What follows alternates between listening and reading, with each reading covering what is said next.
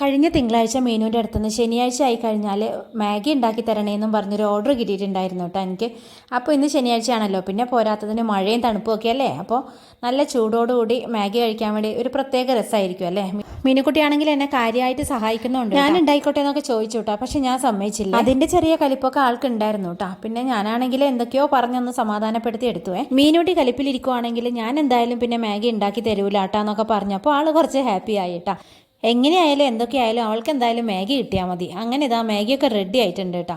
രണ്ടാൾക്കും എരിവ് ഭയങ്കര ഇഷ്ടമായതുകൊണ്ട് തന്നെ മസാല വളരെ കുറച്ച് മാത്രമേ ഇട്ടിട്ടുണ്ടായിരുന്നുള്ളൂ കേട്ടോ. അതുകൊണ്ട് തന്നെ വലിയ കളറൊന്നുമില്ല കേട്ടോ കാണാൻ വേണ്ടി. അങ്ങനെ ഞാൻ മാഗിയൊക്കെ പ്ലേറ്റിലേക്ക് മാറ്റി, പിന്നെ മീനുക്കുട്ടി ഫോർക്കൊക്കെ എടുത്ത് വെച്ചു ഇതാ കഴിക്കാൻ വേണ്ടി തുടങ്ങിയിട്ടുണ്ട്. ഇതൊക്കെ കഴിക്കാനാകുമ്പോൾ കുട്ടികളെ പിന്നെ നമുക്ക് വിളിച്ചുകൊണ്ടിരിക്കേണ്ട ആവശ്യമൊന്നുമില്ലല്ലോ. ഇതൊക്കെ കാണുമ്പോൾ തന്നെ അവർ ഓടി വന്ന് കഴിച്ചോളുമല്ലോ അല്ലേ. നന്ദൂട്ടനാണെങ്കിൽ ഇതാ ഈ ഒരു രീതിക്കാണ് കേട്ടോ മാഗി കഴിക്കുന്നത്.